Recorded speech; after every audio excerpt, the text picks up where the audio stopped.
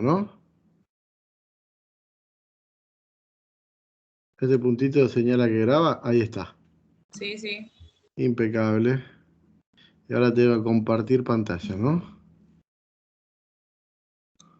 Ya está compartiendo. Bueno, ahora se sacó. Ya estaba compartiendo. Ahora lo sacó. Ahora lo saqué. Muy bien. Ahí se ve. ¿Estamos ahí? Ahora sí, profe. ¿Me tienen paciencia o más o menos?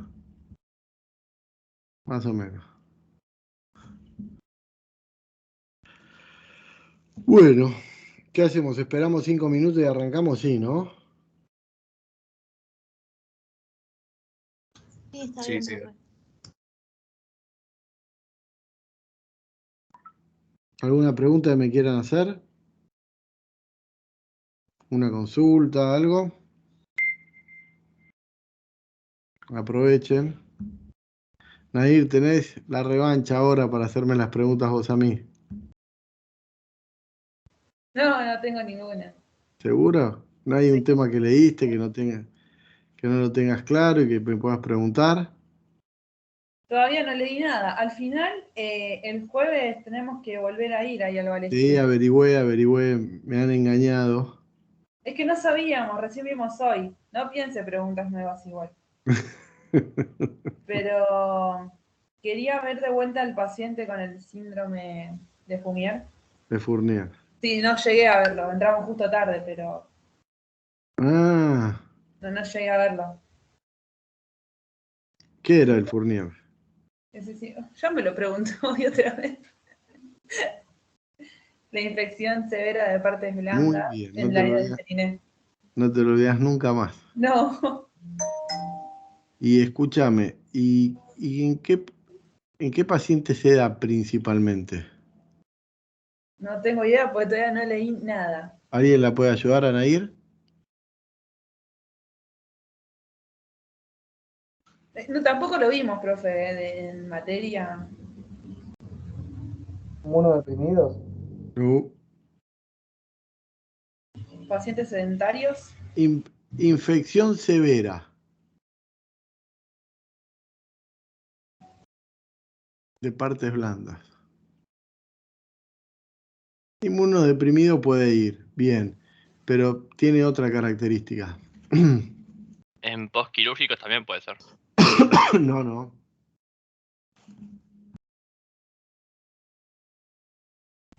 Diabéticos.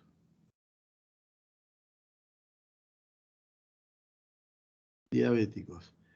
¿Y saben cómo comienza la infección? Porque dice infección severa de partes blandas. ¿Es en qué región? Vos no, Nair. Los chicos que no la vieron.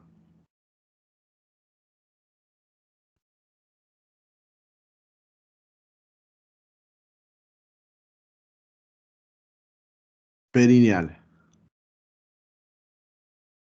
¿Eh? Entonces hay una infección dérmica en la región perineal, pacientes diabéticos, progresa la infección y se transforma en una infección severa que puede llevar a la muerte del paciente. ¿Y qué viste hoy, Nair? ¿Qué característica tenía el paciente postquirúrgico? No sé porque no llegué a verlo. Ah, Y no ya lo cuando vi. justo entramos, la doctora lo había tapado. No llegué a ver. Ah, bueno.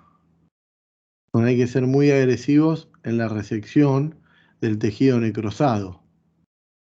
Entonces son grandes resecciones perineales donde el paciente de tenía los testículos sin el escroto.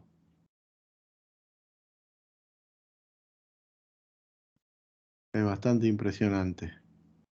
El jueves cuando vayas, véanlo. ¿Eh? Sí. Bueno, son Profe, ¿y tratamiento antibiótico que va directamente con algo bien fuerte como un carbapenem o se hace como un esquema anterior? la realidad, el tratamiento antibiótico para este tipo de infecciones no es el tratamiento inicial, porque son infecciones severas de partes blandas donde la remoción tiene que ser quirúrgica. Sí acompaña el tratamiento y por lo general hacemos un esquema de amplio espectro hasta que recibimos los cultivos. Hoy justamente, Nair, este paciente, ¿qué día de internación llevaba? ¿Te acordás? Yo hablo por Nair porque no sé si están las otras chicas también. No, profe, porque cuando estaban presentando recién estábamos saliendo de la sala, ¿se acuerda? Ah, Llegamos para la presentación del al bueno, lado. este paciente es el 7º día de internación y lo que tenemos que ver es ya que arrojaron los cultivos para ajustar el tratamiento antibiótico.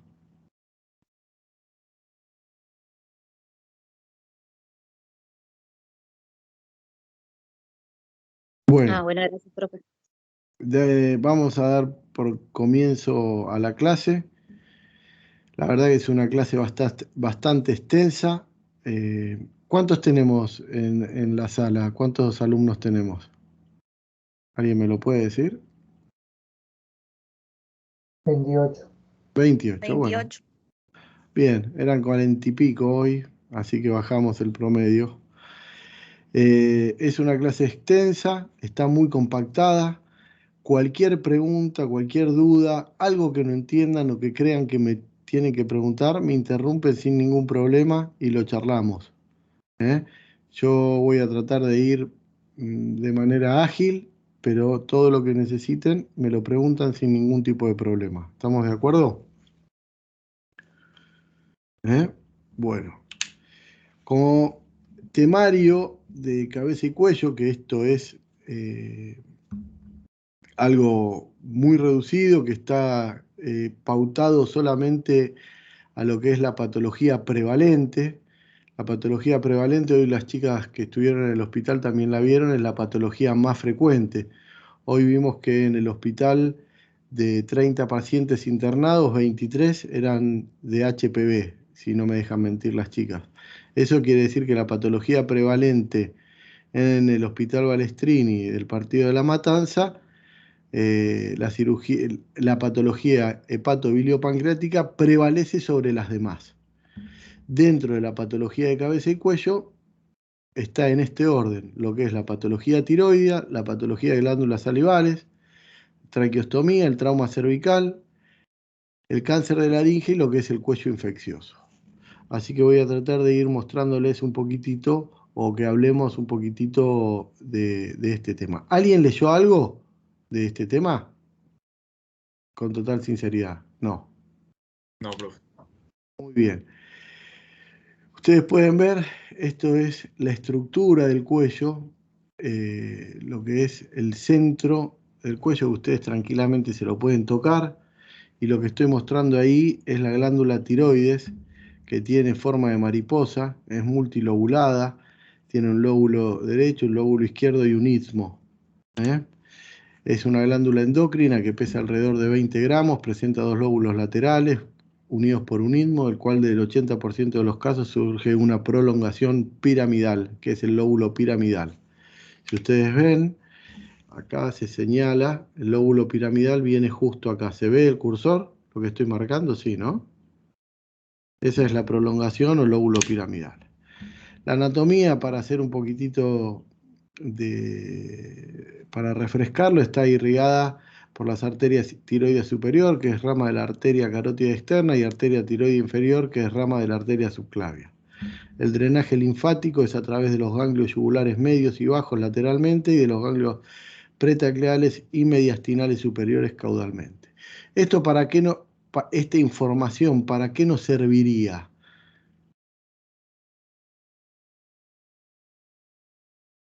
Al momento de la cirugía, Muy bien, para el momento de la cirugía está bien, para ver lo que tenemos que ir a ligar en el caso de que tenemos que hacer una resección, y cuando tenemos un cáncer de tiroides sabemos que va a ir a dar metástasis a estos ganglios cervicales. ¿Se entiende?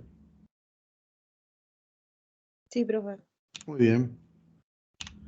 Me gusta hacer la dinámica, así que me responden. Si no me responden, entiendo que no lo saben y sigo adelante o explico más.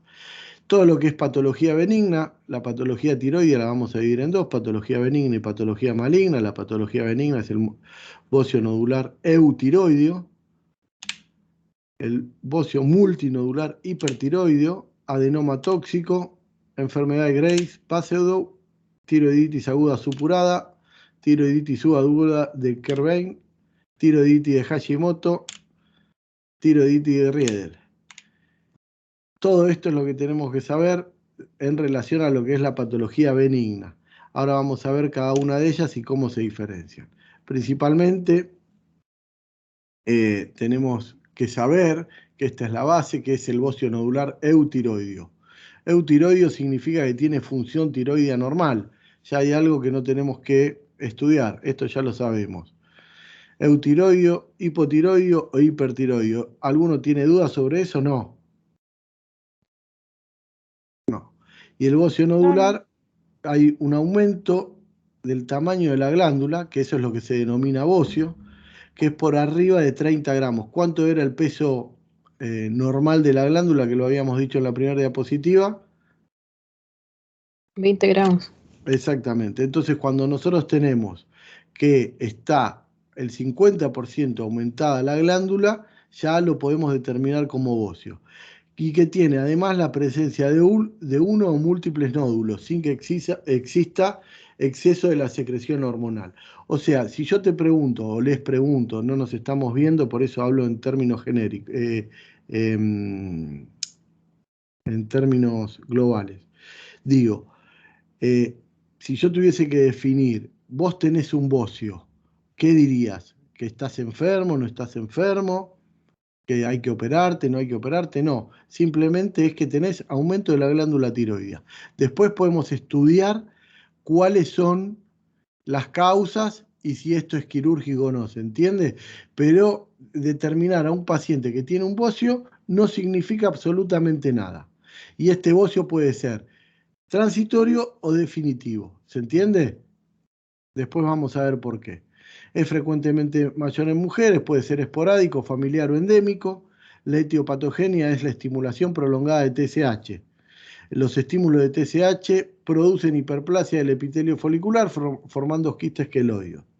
La clínica es muy sencilla, masa cervical indolora con síntomas compresivos, disfagia, disnea, disfonía. ¿Están siempre los síntomas compresivos? No, claramente no. Solamente al principio el bocio se identifica como una tumoración. En pacientes gorditos como yo, por ahí es más difícil. En pacientes que son más delgados, el bocio se nota más y se dibuja a través de la piel a nivel cervical. Entonces, eso nos hace pensar, cuando este bocio crece de manera sostenida, sí genera, debido al peso que tiene sobre la tráquea y el esófago, distintos síntomas, como los que dicen. Disfagia, ¿todos saben lo que es la disfagia? Sí, profe. Dificultad para tragar. Perfecto, disnea y disfonía. La disfonía, ¿por qué creen? Por compresión de las cuerdas vocales. No. O el nervio laringio. Muy bien, ¿quién fue? Federico. Bien, Fede, te felicito, muy bueno. O molestias estéticas de crecimiento lento. La molestias estética es porque se dibuja la glándula cervical en el medio del cuello y la verdad que a nadie le hace gracia. El diagnóstico es clínico, como bien lo dijimos, el centellograma, la ecografía y la punción con aguja fina. Con esto hacemos diagnóstico de bocio. Yo le agregaría a esto el laboratorio, pero el laboratorio, si yo le pido un laboratorio a estos pacientes, ¿me va a aportar algo?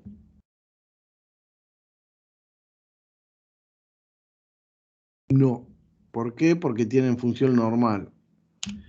Acá lo que tenemos es la punción con aguja fina. Lo van a escuchar hablar y si no lo escucharon hablar, hablamos de la clasificación de Bethesda. ¿Bien? Esto se hace guiado por ecografía. Uno detecta la glándula, como la vimos en el primer slide, y lo que detectamos son unos nódulos. Una vez que el ecografista nos indica dónde estamos, entramos con una aguja, aspirando permanentemente, obtenemos material y lo extendemos sobre un portaobjetos. Eso se fija en alcohol, se lo mira y se determina qué características tienen las células. Y esta clasificación es Bethesda 1, hay que repetir la punción porque no es diagnóstico, se punzó mal. 2 es benigno, 3 atipía incierta, 4 sospechoso de neoplasia, 5 sospechoso de malignidad y 6 es maligno. ¿Se entiende? Ahí después vemos del otro lado el manejo que no es para esta diapositiva, sino para más adelante. Lo que tienen que saber que de la PAF existe una clasificación Bethesda y está dada en 6 grados. Según los tipos de grado, esta es la clasificación y lo que podemos sospechar. ¿Está claro? Ahí nos centramos más en la patología, el bocio multinodular hipertiroideo. Acá claramente ya el título nos describe qué es lo que vamos a tener. Vamos a tener un aumento de la glándula que va a tener muchos nódulos y con expresión de hormona tiroidea en exceso. ¿Se entiende? Bocio multinodular con nódulos hiperfuncionantes que conducen al hipertiroidismo. Se da principalmente en mayores de 50 años, la etiopatogenia es desconocida y la clínica es exactamente igual a lo que tienen los pacientes de bocio nodular eutiroideo, pero con síntomas de hipertiroidismo. ¿Alguien se acuerda cuáles son los síntomas del hipertiroidismo?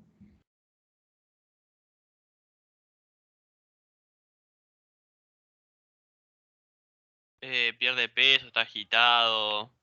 Taquicardia. Exoftalmos. Muy bien. ¿Algo más? Temblor fino. Movimientos involuntarios. Y muchas cosas más, ¿no? Tendríamos que ir a repasar. Bueno, en el laboratorio claramente vamos a tener elevación de las hormonas tiroides, descenso de TSH.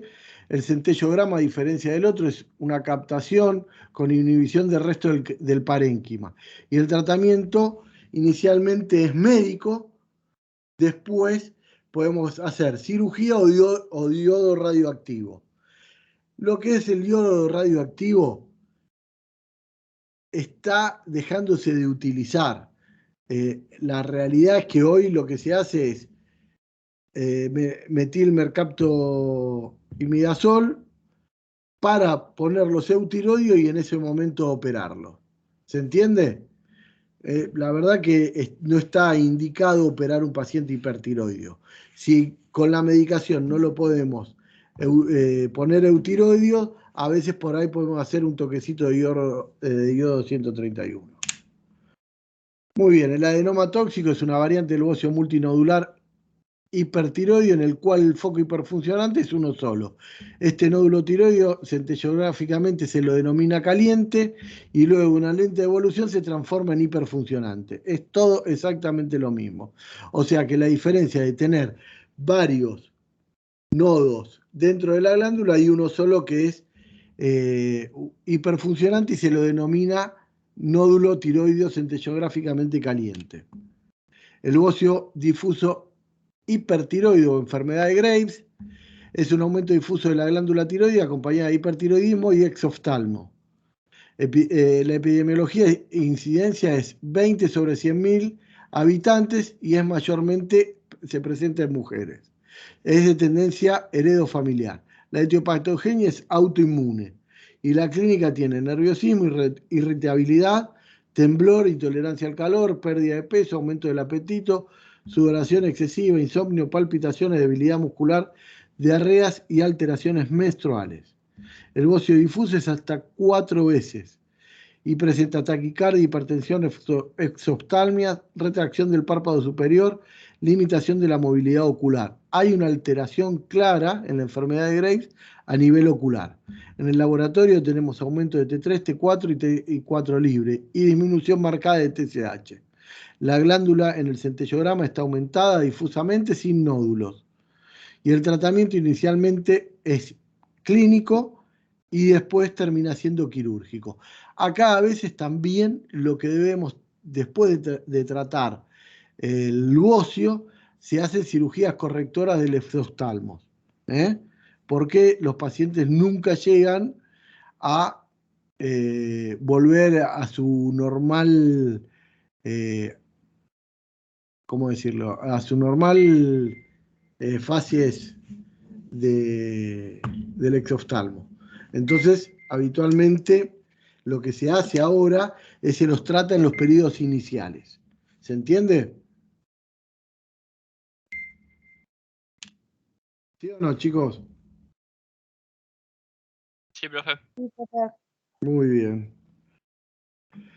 Tiroiditis aguda supurada, asociada a procesos infecciosos de cabeza y cuello, ausencia de alteraciones de la función tiroidea. Signos de flebosis a nivel local, exquisito a la palpación, glándula. Bueno, acá lo que tenemos es una infección cervical que compromete la glándula y hace que la glándula se haga una tiroiditis supurada. La realidad que lo que hacemos acá, más allá que vamos a ver una glándula endurecida, aumentada de tamaño, caliente, roja, la punzamos y viene pus. Habitualmente el tratamiento es antibiótico terapia. Si esto no mejora, muchas veces nos vemos en la posibilidad de tener que operarla y drenarla. ¿Bien? La tiroiditis aguda de Kerbein aparece generalmente posterior a infecciones respiratorias virales. La otra era de cualquier tipo de infección, generalmente en bacterias. Estos son virus. Es igual frecuentemente en ambos sexos. La clínica es dolor, bocio y signos de hipertiroidismo acentuado. El centellograma, la captación de yodo es baja y el laboratorio por ahí aumenta la tiroxina plasmática. El tratamiento es AINES y corticoides.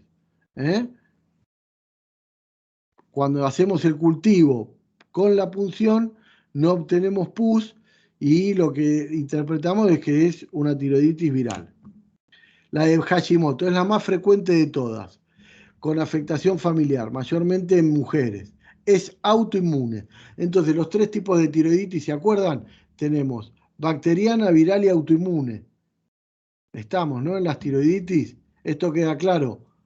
Perfecto. La clínica, bocio indoloro, bilateral, simétrico, con aumento de la consistencia y superficie irregular. Disminución de tirotoxinas, aumento de TSH, y lo que va a ser característico en el laboratorio es que están muy aumentados los anticuerpos antitiroideos.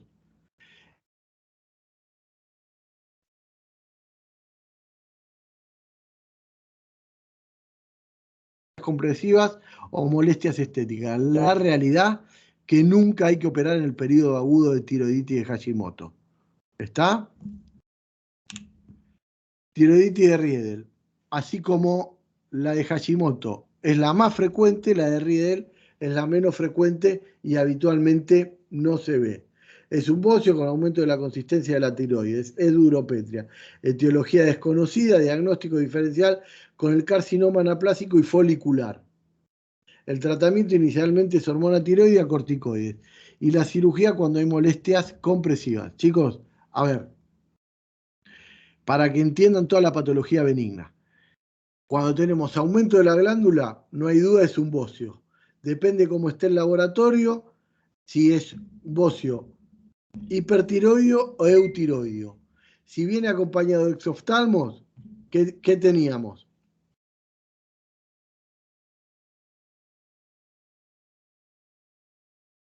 Enfermedad de Graves. Perfecto. Graves. Exacto. Y después pasamos a lo que son las tiroiditis. Las tiroiditis teníamos la que era bacteriana, la que era viral y la que era autoinmune. Y después tenemos tiroiditis de Hashimoto, que era la más frecuente, y la tiroiditis de Riedel, que la realidad es cuando no le podemos poner nombre a todas las demás. Entonces tenemos una tiroides que la punción no nos da para un carcinoma y terminamos poniéndole el nombre de tiroiditis de Riedel. ¿Se entiende un poco el diagnóstico, cómo vamos llegando?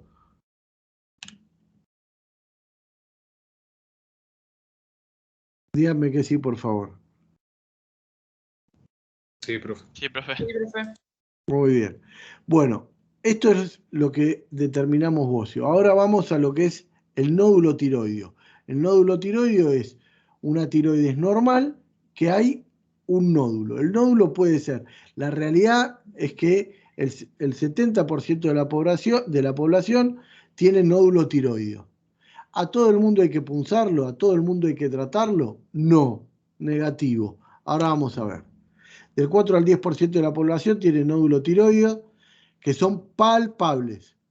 O sea, del 4 al 10% son palpables. Uno toca la glándula y toca un nódulo. La prevalencia de los nódulos aumenta linealmente a lo largo de la vida. Por ecografía hasta un 40%. Tiene una relación hombre-mujer 1 a 3 y la máxima incidencia es entre los 40 y 50 años. El 1% de todos los cánceres se presentan en la glándula tiroides.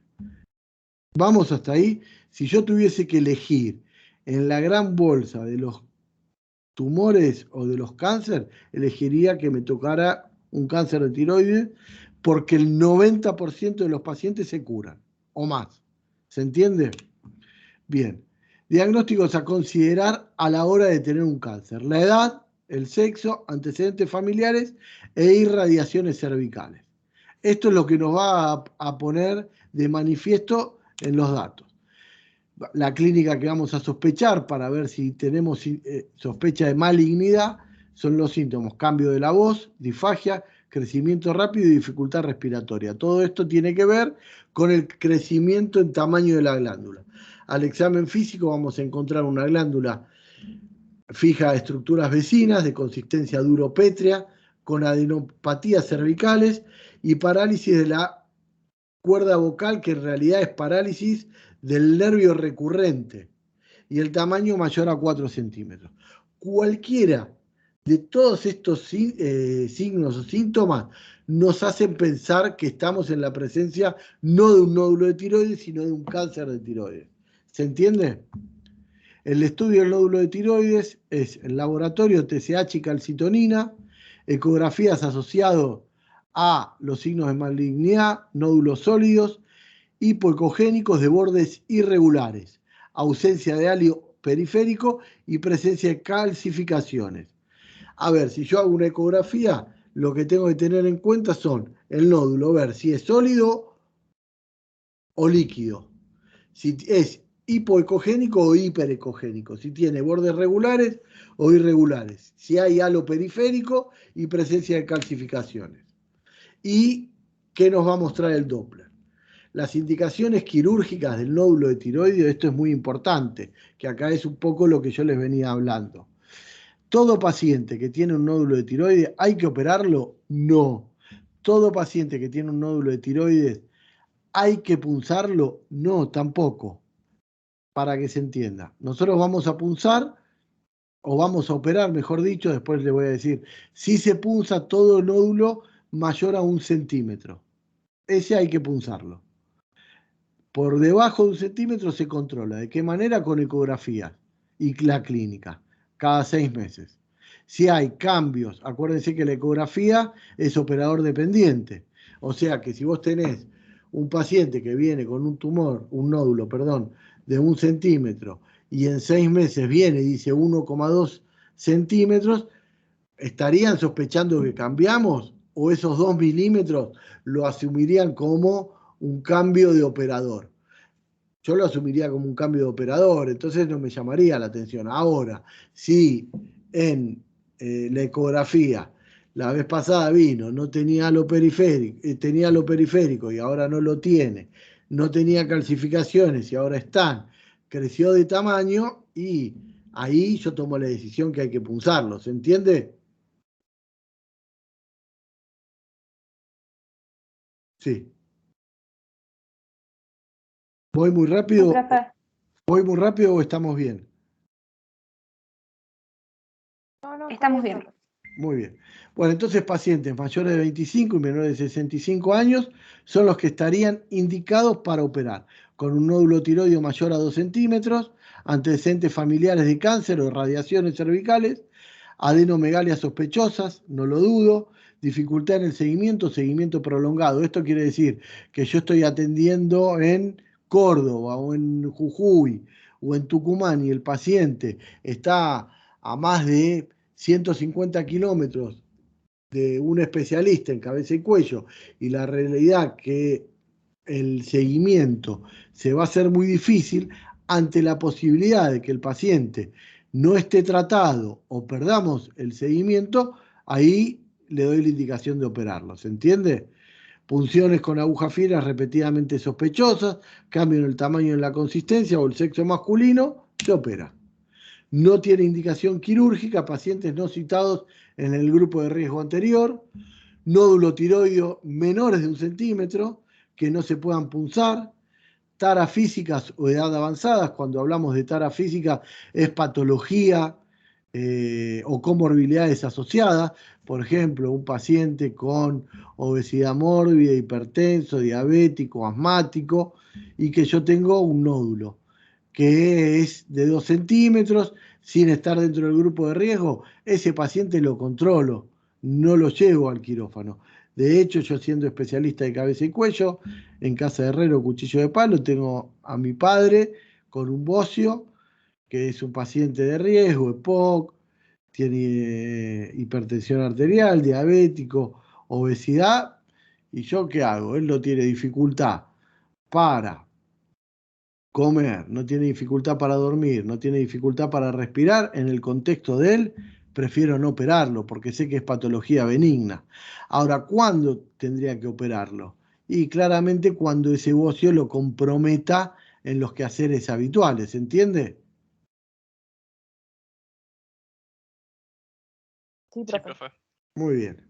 A eso quise decir con taras físicas. Quiste simple evacuado por punción y no recidivado. A veces uno tiene un nódulo tiroideo que lo punza, era quístico, lo drenamos y ese nódulo no vuelve a aparecer. Nada, lo controlamos. La punción tiene una especificidad mayor del 90%, tasa aceptable de muestras no adecuadas menor al 15%, material insatisfactorio, repetir, y el material suficiente en el 50%. No tiene complicaciones. Lo único que se pide para realizar la punción es un coagulograma normal.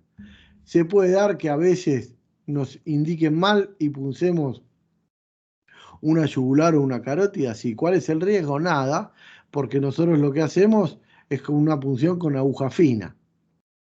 Comprimimos y está solucionado el tema. ¿Se entiende?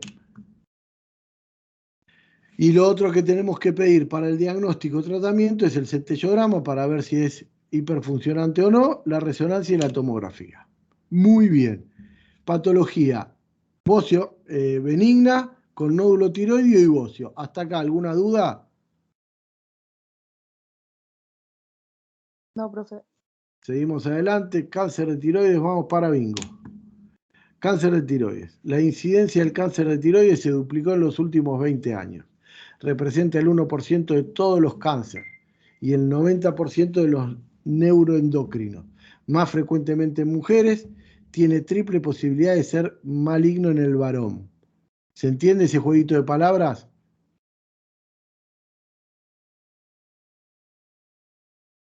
Sí, cuando hay silencio digo que sí. La mayoría surge de las células foliculares productoras de la hormona tiroidea. El 80 a 90% de estos cánceres son diferenciados y de acuerdo a la histología se los clasifica en papilares y foliculares. Y dentro de los papilares y foliculares, ¿cuáles creen ustedes que son los más comunes?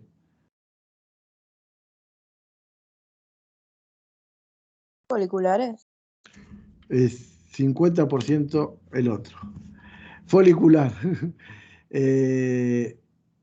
Está el cáncer papilar folicular mixto, variante folicular, células columnares, el folicular tipo cáncer folicular, la célula de Hertel y las células claras. Y después tenemos los parafoliculares, cáncer medular, MEN 1 y MEN 2, linfoides, linfomas, células B, tejido conectivo sarcoma, cáncer no tiroideo, metástasis, melanoma, mama y pulmón. Esto, chicos, la realidad que ustedes en el momento de su carrera que están, no lo tienen que saber. Sí tienen que saber que el papilar es el más frecuente del cáncer de tiroideo, es multicéntrico, tiene compromiso ganglionar frecuente, o sea que su diseminación es temprana a los ganglios cervicales, relacionados a exposiciones ionizantes y menor agresividad del resto de los tumores. Entonces, para resumir cáncer de tiroides. El más común es el cáncer papilar, más que el folicular, es el 70%. Multicéntrico, ¿qué quiere decir? Que va a estar en el lóbulo derecho y en el lóbulo izquierdo y puede estar en el istmo. Rápidamente va a presentar compromiso ganglionar. ¿Esto es un índice de gravedad? No. Migró a los ganglios, está ahí, lo que hay que hacer es un vaciamiento ganglionar. Y está relacionado a exposiciones con radiaciones. No es agresivo y tiene una alta tasa de curación. El cáncer folicular está asociado a bocio endémico, diseminación hemática. Acá lo que vamos a tener van a ser metástasis en pulmón y hueso. Tampoco es algo que me determina la malignidad. La malignidad va a estar determinada por la invasión capsular y vascular y no se puede diagnosticar por aspiración con aguja fina. ¿Bien? El cáncer medular de tiroides original en las células parafoliculares, productora de calcitonina. Por eso, cuando hablamos al principio, perdimos perfil tiroideo y calcitonina. Si la calcitonina, acuérdense, está elevada, ¿qué es lo que tenemos que pensar? En un cáncer medular de tiroides. Profe, Uy, perdón que le interrumpa. no, dale. ¿Con qué frecuencia hace metástasis el cáncer de tiroides? Mirá, la realidad, si estamos hablando de un papilar, inmediatamente dan metástasis. Hay personas que tienen nódulos de menores a 2 centímetros, donde hay corrientes en Estados Unidos que deciden los tumores menores a 2 centímetros con diagnóstico de cáncer, no operarlos. Se los sigue con tratamiento médico. Se los controla, se los controla, se los controla, se los controla, y en el caso de que presentaran alguna complicación, recién ahí se los opera. ¿Cuál es el asidero científico de esto? Que claramente muy poca gente se muere de un cáncer de tiroides.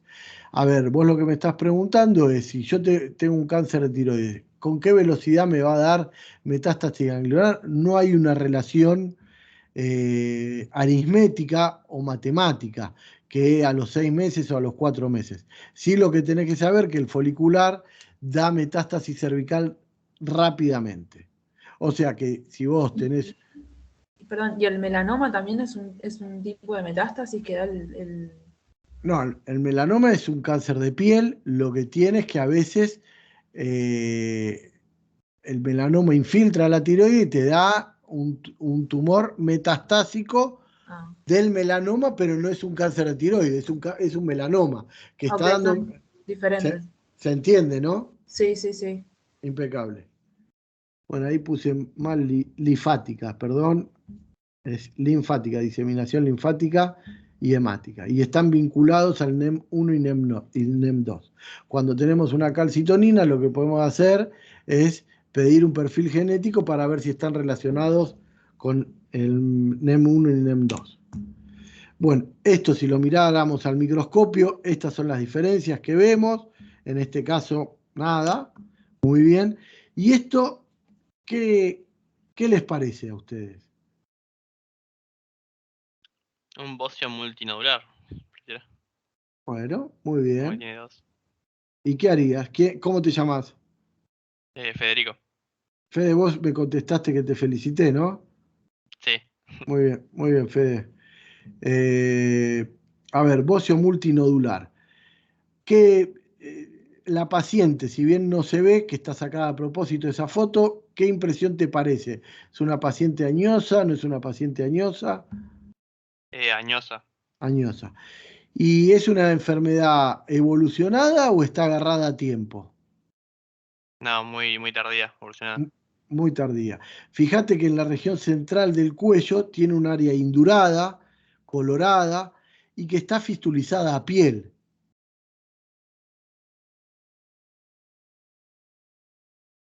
¿La ves, Fede? Sí, sí, sí. O la ven todos, no se lo digo a Federico, pero fue el que habló. Sí, como que drena. Bien. Eso, Fede, ya es una señal de malignidad. Acá lo que veo, ¿se ve en mi cursor que estoy señalando? Sí. Sí, profe. Circulación colateral. Y esto que está acá, ¿Qué piensan que es?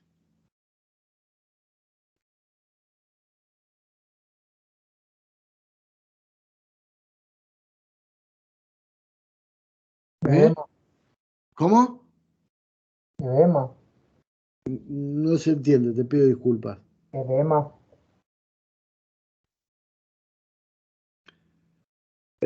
¿Cómo te llamas? Edema, dijo. Ay, edema, perdón. Escuchaba, no se entendía bien, perdón. Edema, no, nada que ver. No, si eso Puede vos ser metastasis. no le pongas, no te tires a la pileta que estamos todavía en octubre y no está llena. No sé. Yo lo que digo es, ¿ustedes creen que puede ser la tiroides ahí? No, quizás un ganglio inflamado. Impecable, muy bien. ¿Quién fue? Brito. ¿Nombre, Brito? Laila. Laila, perfecto, Laila, muy bueno. Sí, son ganglios. Entonces, fíjense, es una paciente que tiene signos de flogosis en la tiroides, que está fistulizada y que tiene ganglios cervicales. ¿Esto puede ser benigno? Sí. ¿En qué porcentaje? 1000 a 1. Yo lo que tengo que sospechar acá es que tengo un cáncer de tiroides que invadió la cápsula, que fistulizó a piel y que tiene grandes ganglios cervicales. ¿Esto es operable? ¿Hay que operar? Y habría que volar con imágenes, ¿no? Muy bien. ¿Y si las qué esperarías ver?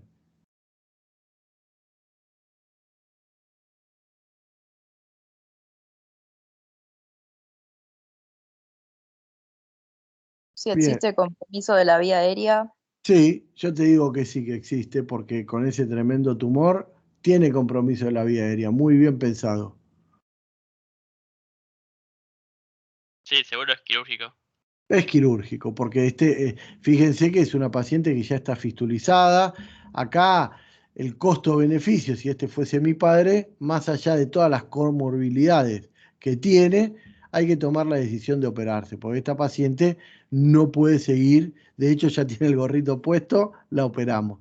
¿Se entiende? Se ve el gorrito quirúrgico ahí, ¿no? Sí. Sí, Bien. sí. Muy bien. Factores que empeoran el pronóstico: edad mayor de 45 años, mayor tamaño del tumor primario, invasión local de la cápsula, esta lo tenía, presencia de metástasis a distancia, ganglios mediastínicos, y la presencia de metástasis ganglionar no tiene la misma relevancia que en los otros cánceres. ¿Se entiende la que me había preguntado?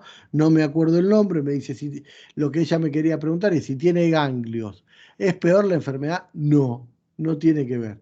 Pero sí todo esto que dijimos. Entonces, esta señora, ¿qué pronóstico tendría que acabamos de ver? ¿Es mayor de 45? Dijimos que sí. El tamaño del tumor primario enorme. Tiene invasión más allá de la cápsula, presencia de metástasis a distancia y ganglios mediastínicos que no tenemos porque no tenemos la tomografía, que muy bien me preguntó si había que pedirle un ATAC. Ahí está.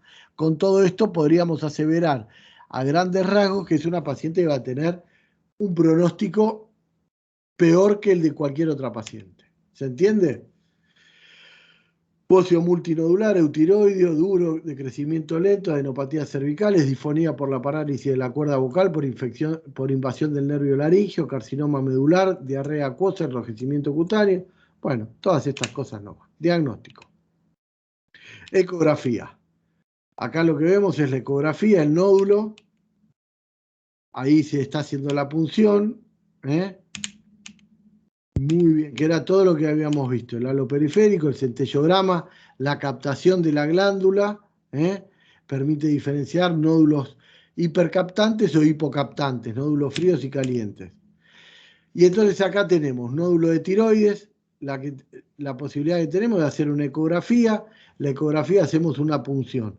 Si la punción es negativa, si es menor a 2 centímetros, lo continuamos controlando por consultorio. Si es mayor a 2 centímetros, por más que sea negativa, lo operamos igual. ¿Por qué?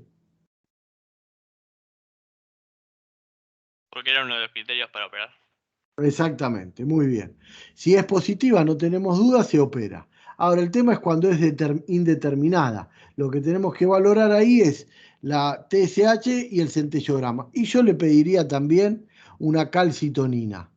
Ahí vemos si la TSH está disminuida y es un nódulo en el centellograma que es caliente, que tiene hiperfunción, lo controlamos. Ahora, si la TSH está en aumento y es un nódulo normal o frío, lo opero. ¿Por qué? Porque nos da la pauta de que esto puede ser un cáncer. El tratamiento de elección del carcinoma papilar, folicular o medular es uno solo, la cirugía. ¿Se entiende? Bueno, acá los voy a confundir y no es lo que quiero. Esto ya es más para residentes, porque el cáncer de tiroides diferenciado, cuando se opera y se hace tiroidectomía total o hemitiroidectomía. La realidad que ustedes lo que tienen que saber, que si tenemos un cáncer de tiroides, la indicación es la cirugía. Yo, si me preguntan a mí, especialista, hace 20 años de cabeza y cuello, yo hoy por hoy no hago hemitiroidectomía. ¿Por qué? Porque tengo una gran cantidad de pacientes que le hago la hemitiroidectomía para dejarle glándula funcionando y dentro de los 2 años subsiguientes a la cirugía me hace un nódulo en el lóbulo restante. ¿Y cómo termina eso? En otra operación. En otra operación, con mayores riesgos porque está pegado y probable lesión del nervio recurrente.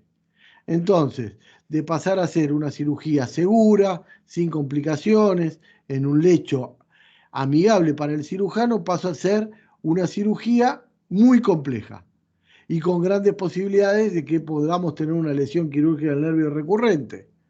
Entonces nos pone en un lado mucho más vulnerable u hostil. Entonces, la realidad, si a ustedes les preguntan, cáncer de tiroides, ¿cuál es el tratamiento? Tiroidectomía. Hemitiroidectomía, total, subtotal o qué? Tiroidectomía, ese es el tratamiento. ¿Se entiende? Sí, Sí, profe. profe. ¿Y radioterapia o quimio no se hace? Bien, bien. Déjame, hasta ahí vamos. Ahí sigue. ¿Cuándo hacemos yodo radioactivo? La quimioterapia no se hace. Se hace cuando tenemos metástasis a distancia, que ya el tratamiento, por ejemplo, si tenemos metástasis en pulmón y no lo podemos operar. Entonces ahí se hace quimio, radioterapia, pero en realidad son en la menor de las veces. Sí, lo que hacemos o lo que se hace después de la cirugía, se hace yodo radioactivo. ¿En qué dosis? Depende que nos dé la anatomía patológica. ¿O escucharon hablar del TNM? Sí, profe. Bueno, justamente la dosis terapéutica está relacionada con el TNM. ¿Qué tienen que saber ustedes? Claramente es cáncer de tiroides. Todos los grados de malignidad y que pueden empeorar el pronóstico. ¿Cuál es el diagnóstico? ¿Cómo hacemos el diagnóstico? Eso fue claro.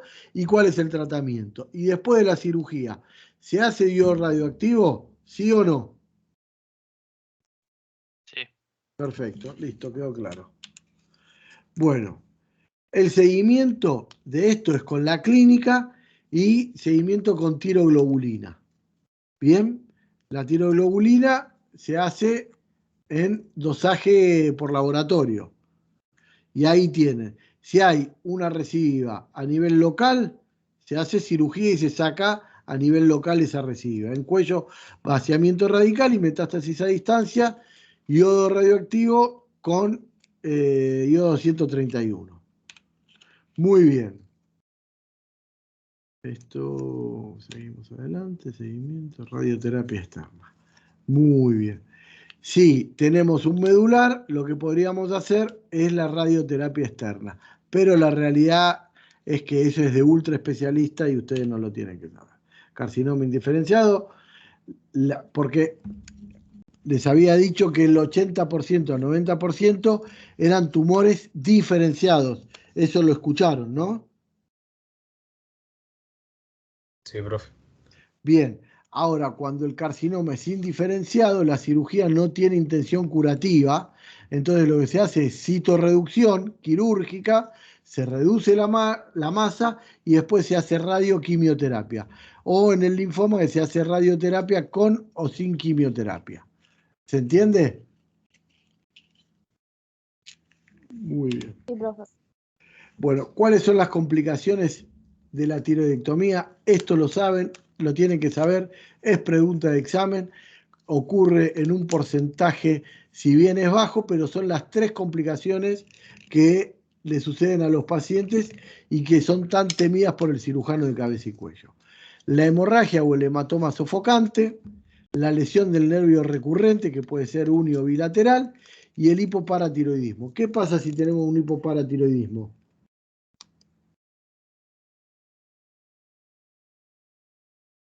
De a uno. ¿Hipocalcemia? ¿Quién es ese? ¿Fede? Sí. Fede, si querés, estás ahí, invitado a trabajar en el servicio. Muy bien, Fede. ¿Eh? ¿Y qué te da la hipocalcemia, Fede?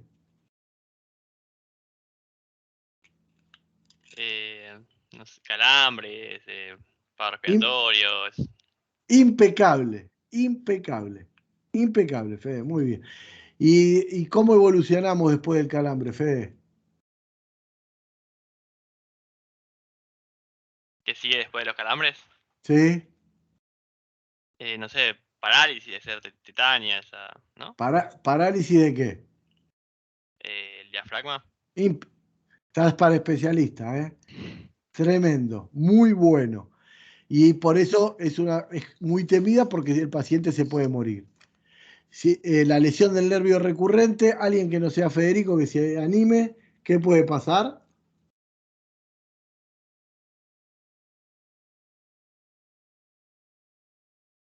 Vamos, chicos, queda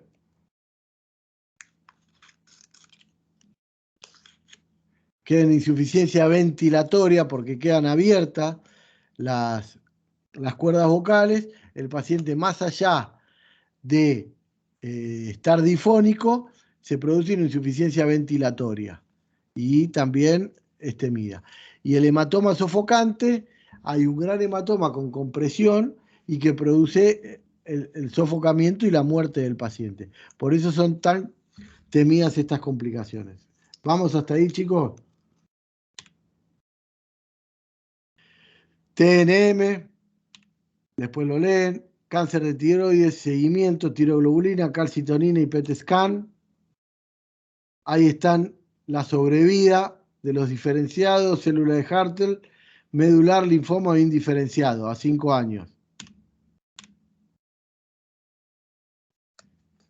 Patología tiroidea. ¿Alguna duda?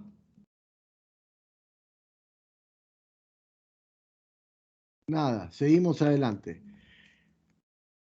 Patología quirúrgica de las glándulas salivales. ¿Cuáles son las glándulas salivales, chicos? Te habilito el micrófono, Fede, que sos, no sé si hay alguien más que quiere hablar. Glándulas salivales. Tenés las mayores y las menores. Impecable. ¿Quién es? Agustín. Vamos, Agus, todavía. Tomate confianza. Mayores y menores. Decime las mayores, Agus. Eran las parótidas, submandibulares y creo que sublinguales puede ser. Impecable. ¿Y menores? Bueno, Entonces, como estaban distribuidas por toda la tremendo. Bravísimo. Muy bien. ¿Esta cuál es?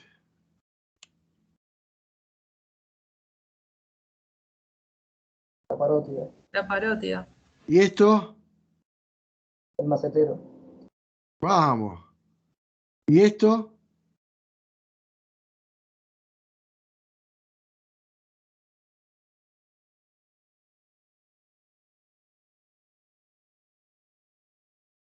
¿Qué es? Las glándulas submandibulares. Submaxilar. Submaxilar. Chicos, impecable, ¿eh? Muy bien, me pone muy contento. Bueno, la patología de las glándulas son las glándulas salivales mayores, ahí las tenemos, nada que ustedes no sepan, anomalías congénitas, aplasia, hipoplasia, esto después lo leen, nada. Anomalías canaliculares son las atresias y las dilataciones o divertículos. Glándulas accesorias dentro de la misma glándula pueden dar origen a una fístula. Patología, cialoadenitis o cialodocitis. Una es la inflamación de la glándula salival y la otra es del conducto.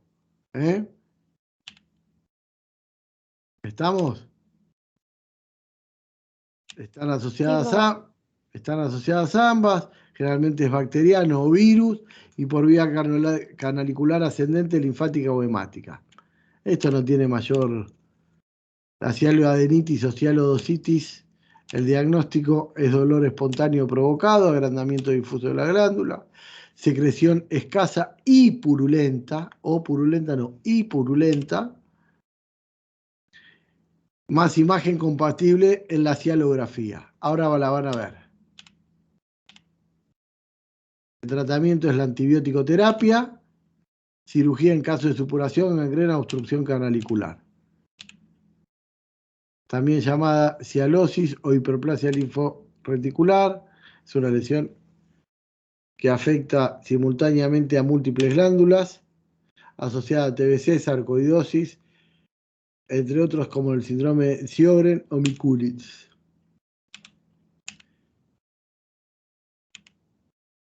Muy bien, la cialoadenosis, clínicamente agrandamiento indoloro de la glándula o serostomía, histológicamente infiltración linfocitaria, tratamiento es de la enfermedad asociada ocasionalmente resección glandular estética.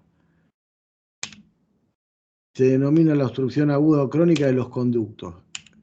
El 90% es litiásico, esto no tiene inflamación, que ya lo vimos, o atresia congénita, presencia de bacterias, virus, hongos de la boca, por ectasis ductal y espasmo del ostium evacuador que inciden a la formación de cálculos.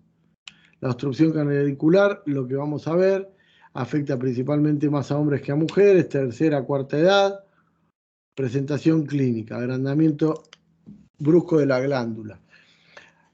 ¿Nadie de ustedes vio una submaxilitis por cálculo? ¿O una parotiditis por cálculo? Bueno, es característico que el paciente se va a dormir, se levanta y aparece con la cara así.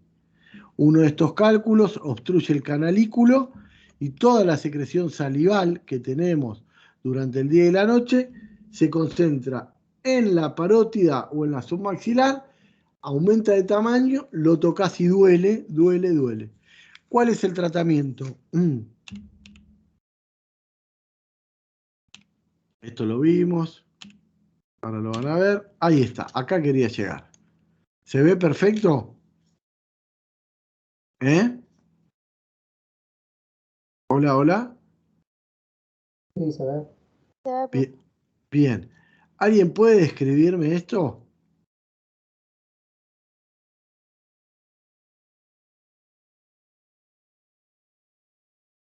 Es mucho. Bueno, no se preocupen. Esto es una cialografía. Lo que hacemos nosotros es canular, acá, si ustedes lo ven, perdón, acá ¿se ve mi cursor? Sí. Bien, con un catéter muy delicadito a través de la boca, canulamos e instilamos material de contraste.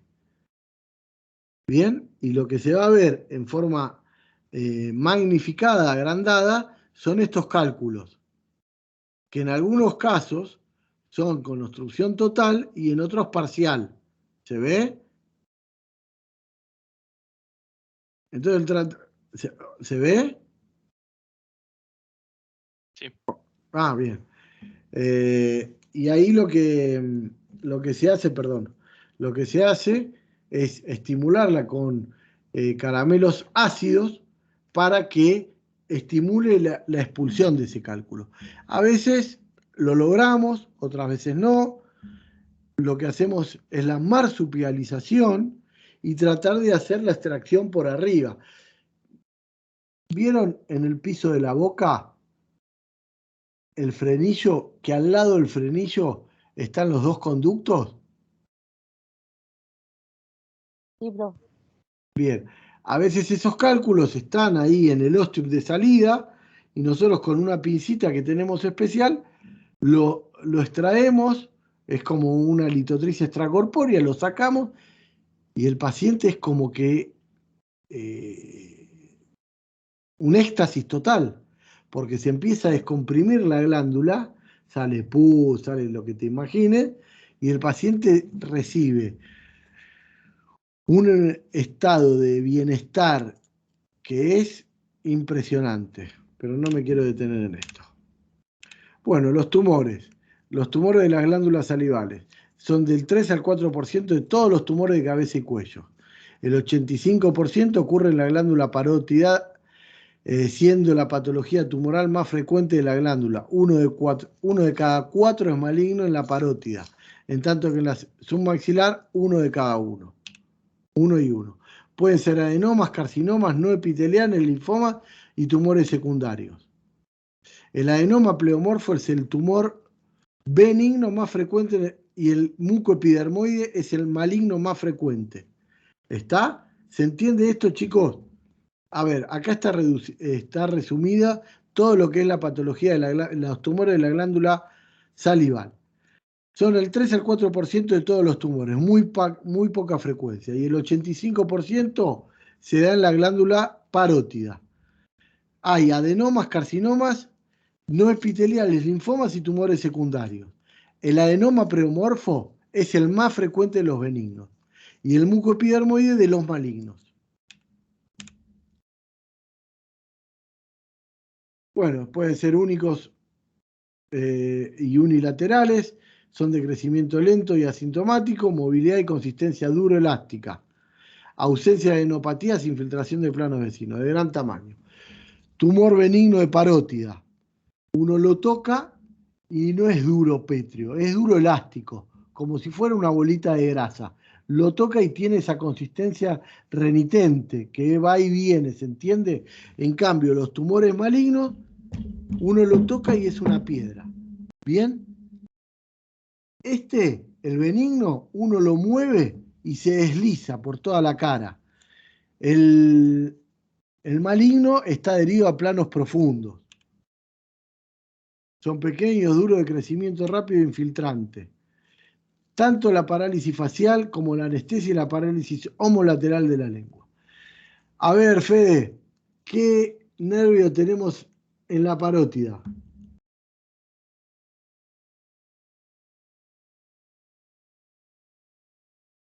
¿Se fue Fede? Me acuerdo que era un par craneal, pero no me acuerdo más después. Uy, te agarré, Fede. El glosofaringeo, ¿no es el par 9? ¿Se lo atraviesa? ¿Cuál? El glosofaringeo, el par 9. No, ¿Lo atraviesa? El no, trigémino lo era. no tienen fruta. A ver, otro compañero. El facial, entonces. ¿Quién es ese? O el mismo que dijo glosofaringeo. Si no es el glosofaringeo, el facial. Decime tu nombre. Agustín. Agus, bien, Agus. Bien, exactamente. ¿Y qué da el facial? ¿A los demás se están aburriendo o no se animan, chicos? ¿O siempre las clases son así, participan ustedes dos?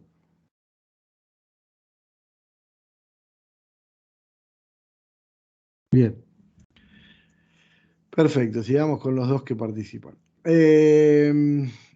Yo pues no los veo, si no les preguntaría. Y escúchame, Agus, el nervio facial. A veces hay más que participan, profe. Yo hoy precisamente no me siento bien. ¿Estás descompuesta? Estoy con broncoespasmo. Bueno, tranquila, no te preocupes. Escúchame, Agus, si hay una lesión del nervio facial, ¿qué se produce?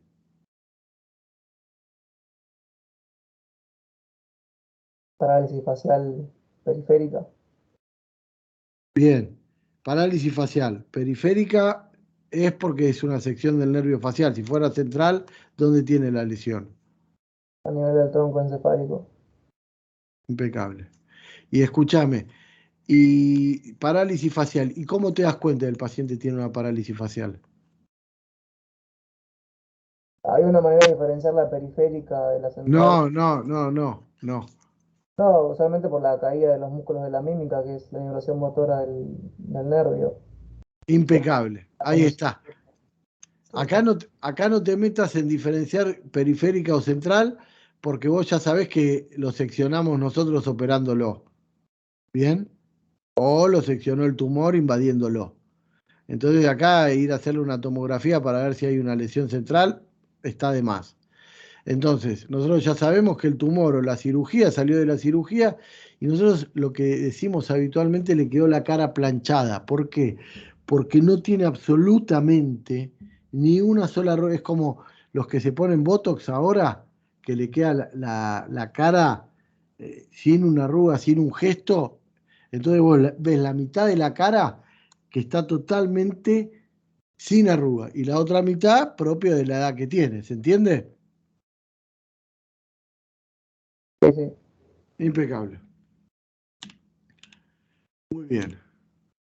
El examen físico, el enfermo enfrentado, se reconoce la movilidad, la infiltración local, la extensión tumoral, diseminación ganglionar y continuar con el examen de la boca y dolor. Entonces, nosotros tenemos un paciente, nos sentamos enfrentados, le tocamos el tumor, vemos si se mueve, si está adherido a planos profundos, qué tamaño tiene la lesión. Por lo general, los tumores de la parótida, siempre para saber eso, lo que hacen es levantan el lóbulo de la oreja. Es característico. Todo paciente que tiene el lóbulo de la oreja elevado, tumor de parótida. ¿Se entiende? Y si hay presencia de ganglio a nivel cervical. Vamos a ver las imágenes, ecografía con punción guiada siempre, tomografía, citología por punción. La citología por punción es exactamente lo que vimos, por ahí es más fácil que la tiroides porque está, uno lo que ve es el tumor que va a estar por sobre la glándula, en cambio la tiroides está sumergido en la glándula. Entonces acá a veces no es necesario la ecografía. Este es el TNM. La cirugía es el tratamiento de elección para los tumores benignos como malignos. En los tumores benignos es la ablación del lóbulo comprometido, el superficial o el profundo. En los tumores malignos está indicada la exéresis completa de la glándula junto con el vaciamiento ganglionar. Tratamiento de radioterapia está indicado en el posoperatorio de los tumores de alto grado de malignidad, estrecha vecindad con estructuras nerviosas vecinas y metástasis ganglionar. Invasión de estructuras vecinas. Bueno, a ver, esto lo tienen que saber. Tanto los benignos como los malignos se operan. El benigno se opera solamente el lóbulo afectado. El maligno se sacan los dos lóbulos con la dificultad de que tenemos que conservar el nervio facial. Entonces ustedes se acuerdan que el nervio facial es como un sándwich de jamón. Lóbulo superficial arriba, el jamón es el nervio facial y el pan es el lóbulo profundo. Entonces, la dificultad es que hay que sacar primero el lóbulo superficial, rebatir sin seccionar el nervio facial y sacar el profundo. ¿Se entiende? Sí.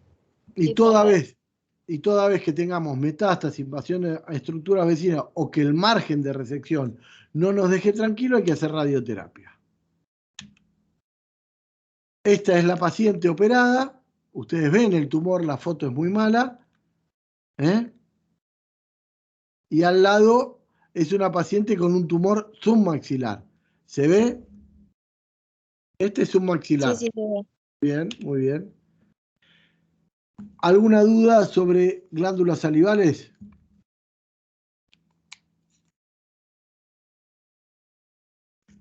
¿Estamos bien? ¿Quieren tomar un vasito de agua, descansar 5 minutos o seguimos?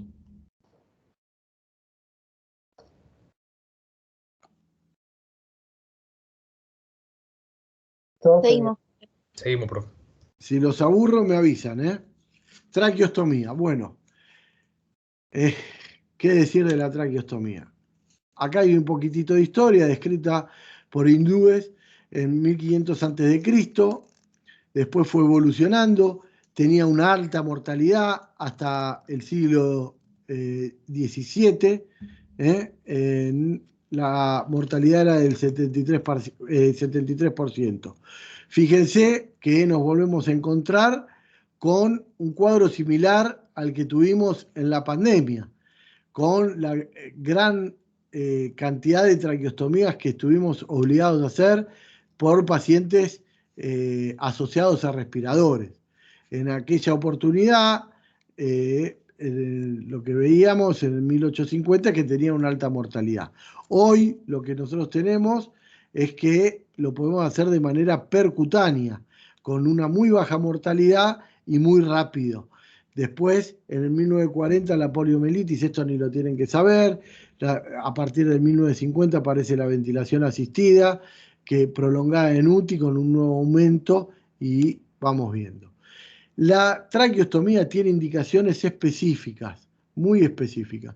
Obstrucción de la vía aérea superior, por trauma puede ser, manejo de las secreciones traqueobronquiales incontrolables, soporte mecánico ventilatorio prolongado, trauma maxilofacial o laringio severo, severa injuria inhalatoria, tumores orofaringios, edema angioneurótico, parálisis de cuerdas vocales bilaterales, cuerpo extraño en vías aéreas superiores y conversión de la cricotiroidectomía en 24 a 48 horas.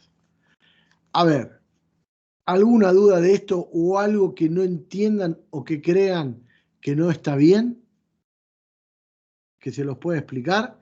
Todo está muy claro, pero por ahí tienen alguna duda.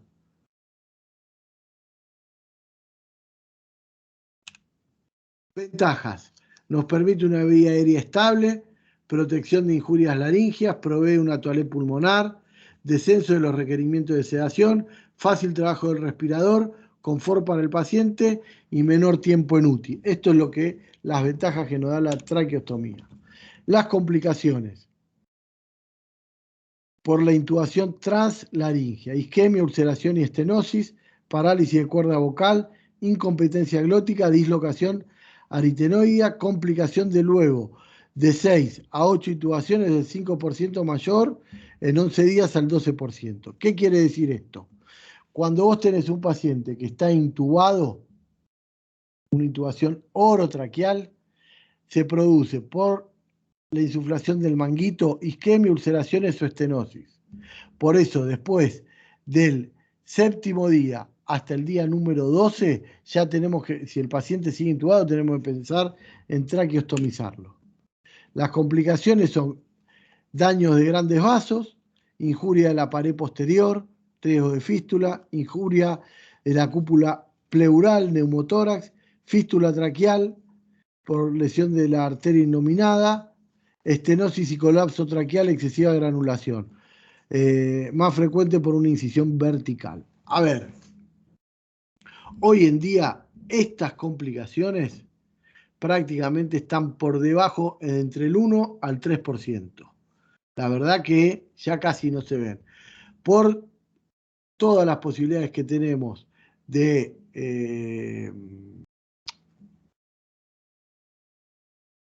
traqueostomía percutánea, perdón, ya me estoy trabando, y todo lo que es la cirugía abierta que está hecha por especialistas. Un poquito de la técnica quirúrgica, incisión horizontal se prefiere. Vamos a, si ustedes ven, lo principal de todo esto es la hiperextensión, llevar la pera lo más atrás posible para poner al descubierto la tráquea. Si ustedes ven, sobre acá, yo lo señalo con el dedo porque no entiendo, pero ahora lo señalo con el cursor. ¿Esto qué vendría a ser? Si se acuerdan que lo vimos, que tenía forma de mariposa. La tiroides. Exacto. Entonces, una vez que abrimos la piel, el tejido celular subcutáneo, lo primero que nos vamos a encontrar es la tiroides. nosotros nos podemos ir por arriba o por abajo. La realidad que si vamos por arriba le hacemos una cricotomía. Tenemos que ir por debajo del segundo anillo, tercero o cuarto anillo. Eso sería lo ideal. A veces cuando tenemos pacientes con bocio, nos las tenemos que arreglar como estamos. Pero la realidad que en un paciente normal hacemos una incisión baja con hiperextensión y caemos justo en el tercer anillo. Ese es el lugar indicado. ¿Estamos? Una vez que estamos en el lugar indicado, que rebatimos la glándula tiroides por arriba, estamos en el tercer anillo, lo que se hace es la ligadura y la sección de las arterias innominadas que son pretraquiales. Las ven que se seccionaron y se cortaron para poder tener un acceso y que no haya una lesión vascular. Una vez que están rebatidas, ven que la glándula tiroides se corrió hacia arriba, ¿lo ven bien? Eso es lo que se dan, son los puntos tractores para tener bien identificada la tráquea. Y una vez que lo tenemos identificada con los puntos tractores, que son estos, este y este, se abre para el costado, se hace una incisión sobre la tráquea y se coloca el set de traqueostomía con el balón. Y dejamos todo lo que es de laringe hacia arriba deshabitado. ¿Se entiende? Estos son los distintos tipos de cánula, traqueoflex y cánulas de traqueostomía. Y lo que tenemos es la traqueostomía percutánea que apareció en el 60 y a partir de ahí se lo fueron perfeccionando hasta el día de hoy. ¿Qué ventajas tiene? Un procedimiento rápido, mínimo recurso humano, escaso material quirúrgico. El procedimiento es bedside, que es al costado de la cama del paciente, no tenemos que ir a quirófano. Menor intervalo hasta la realización, menor incidencia de infección y hemorragia, menor trauma y desvitalización celular y mejor resultado cosmético. Hay 13 trabajos randomizados con 780 pacientes. ¿Se entiende, no? La desventaja, operador dependiente, canulación traqueal a ciegas, reinserción del caso de canulación con cuerda de piano dentro de los 4 días, poca experiencia del operador y sin registro de complicaciones a largo plazo. Las complicaciones son hemorragias en un muy bajo índice, enfisema subcutáneo, neumotórax, punción del tubo endotraqueal, falsa vía, extubación precoz e infección local. Está contraindicado en chicos menores de 15 años por las características de la tráquea, traqueomalacia, pacientes que están intubados con intubación prolongada, trastorno de la coagulación, tumor o infección de la región, dificultad para identificar los parámetros anatómicos e inestabilidad de la columna cervical. Esta es la técnica, no la tienen que saber, el set tampoco, y ahí es como se coloca, con la técnica de Seldinger. Este es el set de uso comercial, y ahí entra la cuerda de piano, y a veces lo que nos puede ayudar es una fibrobroncoscopía o una ecografía. ¿Cómo vienen, chicos, con traqueostomía?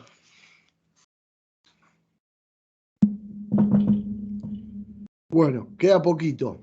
Me tengo que retirar, así que no, le aviso por las dudas. Perfecto, gracias por avisarme y gracias por tu participación. Chao. Seguimos grabándola. Bueno, trauma cervical o trauma de cuello. Segunda patología prevalente en La Matanza.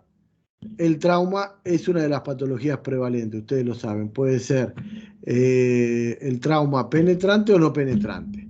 Nosotros, para tener una mayor comprensión del trauma cervical, hemos dividido en zonas anatómicas como zona 1, 2 y 3, tal cual se ve en ambas diapositivas, a nivel de frente y de perfil, y en esto va a estar dada, acá las van a tener descritas, esto queda en la clase, y están grabadas desde dónde hasta dónde va, ningún misterio presentan, las tienen que saber, y estos son los triángulos del cuello, que va a estar dividido por el esternocleidomastoideo. el triángulo anterior y el triángulo posterior, con todos sus elementos. También tenemos los grupos ganglionares, que esto lo tienen que saber. Si bien estos no tienen relación con lo que es el trauma cervical, pero sí con los ganglios y las cadenas ganglionares a nivel cervical. El 1, el 2, el 3, el 4, el 5 y el 6, ahí está cada uno, eso lo tienen que saber. Y el triángulo de las arterias a nivel anterior y posterior. Esto es anatomía pura. Mucho de esto, el triángulo posterior también, y las vísceras del cuerpo. Bueno, acá lo que vamos a tener es todo lo que encontramos a nivel cervical. Por eso se dice que esta es una zona muy compleja, porque en la superficie corporal que tiene, la gran cantidad de elementos importantes y vitales que ponen al cuello en una de las estructuras más complejas de la economía. En el trauma de cuello tenemos lesiones que van desde la base del cráneo hasta la séptima cervical, los ángulos mandibulares hasta la horquilla esternal. Esos son en el trauma de cuello todo lo que va a estar dado en el trauma anterior y posterior. Y las manifestaciones clínicas que vamos a tener es cuando tenemos lesiones vasculares, respiratorias, digestivas, endocrinas, sistema nervioso central y osteomusculares. O sea, ustedes fíjense que cuando hay una lesión a nivel cervical, estas 6 estructuras pueden presentar una lesión. O sea, que ponen al trauma cervical en uno de los traumas más difíciles de diagnosticar y de resolver. La epidemiología consiste que corresponde al 5% de todos los traumas. O sea, de cada 100 pacientes que se politraumatizan, 5 presentan un trauma cervical. El 30% de estos pacientes, o sea, de estos 5, 1,5 va a tener lesiones asociadas, con una mortalidad del 11%. Y a veces la morbilidad llega hasta el 55%. El trauma vascular es la principal causa de morbimortalidad. Y el 50% son debido al trauma vascular y del cordón espinal. Entonces, para resumir, dentro del trauma, si bien no es un trauma que se presente en un porcentaje alto de pacientes, tiene una alta mortalidad y deja un montón de secuelas. Y lo principal que tenemos que descartar son 2 cosas, es el trauma vascular y el trauma medular. No obstante eso, todos los demás traumas son graves, hay que prestarle atención, pero no son los mayores causales de la morbimortalidad. ¿Se entiende? Sí, profe. Bien. ¿Estoy yendo rápido o vamos bien?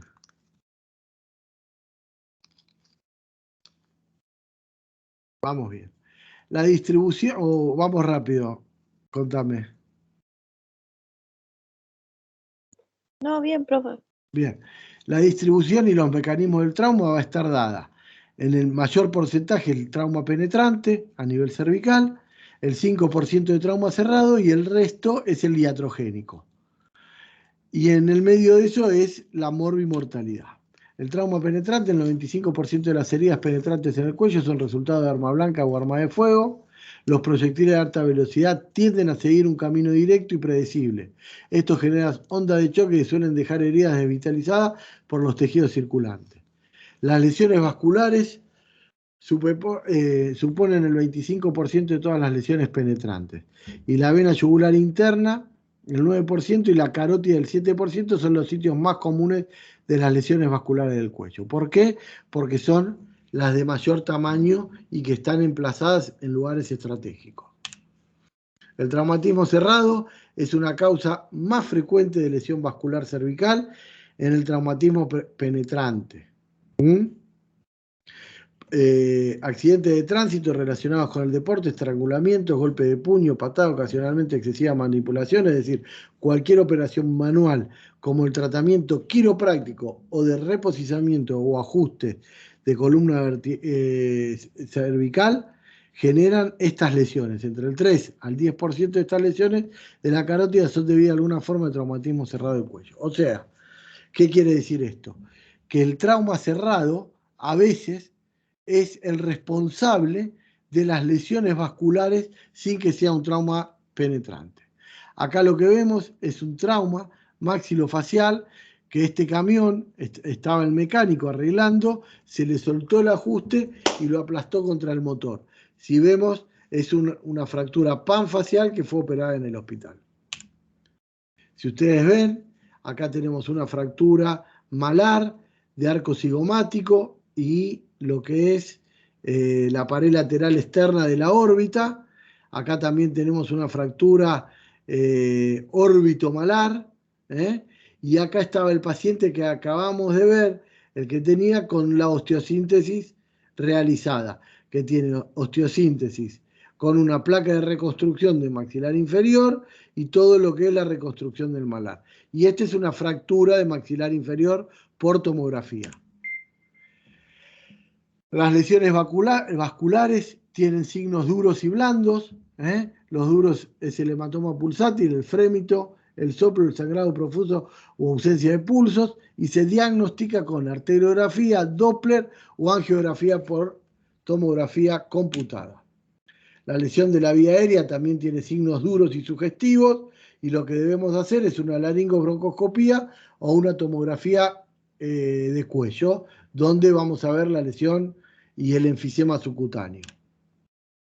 La lesión de la vía digestiva del esófago, los signos duros de saliva por la herida y sangrado rutilante por la cavidad oral. Lo que hay que hacer es una RX lateral de cuello, un esofagograma. Lo que hacemos la plaquita y le hacemos tomar una sustancia varitada, y lo que vamos a ver es la fuga a través de la lesión. Lo que también podemos hacer es una esofagoscopía rígida o flexible, una endoscopía flexible.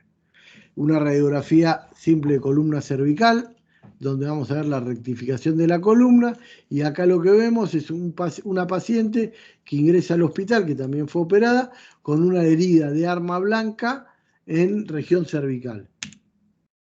Acá lo que vemos es el aire que diseca la lesión retrotraqueal y retroesofágica y los compartimentos laterales.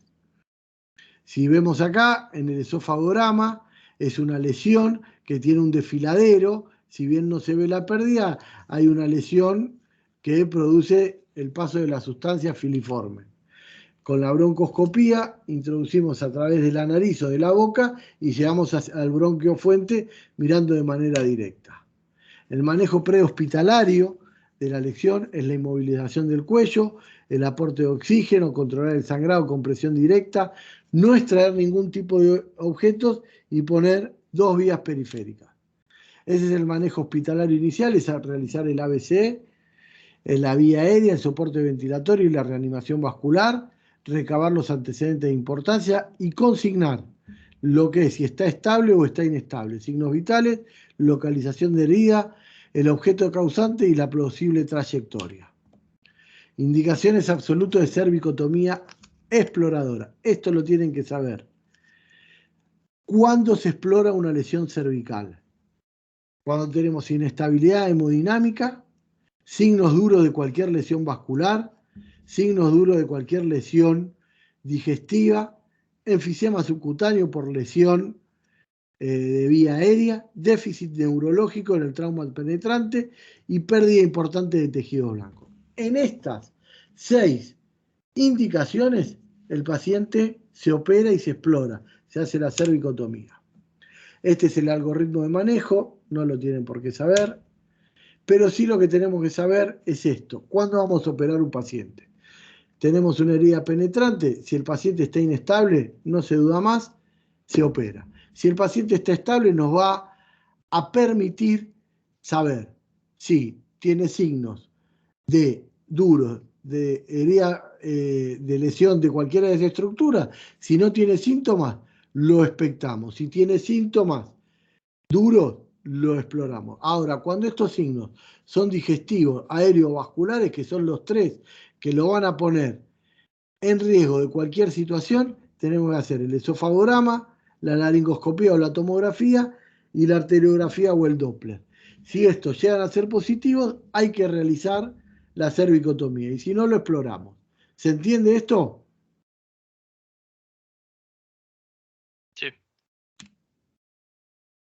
Ya queda poquito. Laringe. Bien. Es un conducto impar, músculo membranoso cartilaginoso que está ubicado topográficamente entre C3 y C6. Funciones protectoras. Cierra la epiglotis evitando el paso de sustancias de la tráquea en la dilución. Tusígeno y expectorante. Fonética y respiratoria.